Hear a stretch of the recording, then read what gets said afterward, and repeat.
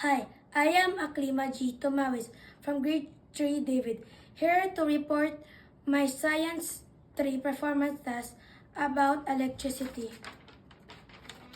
Electricity is important but also dangerous. We must always be careful when using electricity. For example, when plugging your charger, please be careful or ask an adult to plug it for you. We also have sources of electricity that help us power our things like electric fan, electric kettle, phone, TVs, and a lot more things.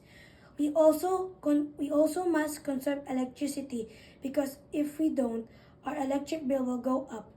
Here are some tips to help you conserve electricity. For example, turn off your TV, lamp, and fans when not in use. Thank you for listening to my report.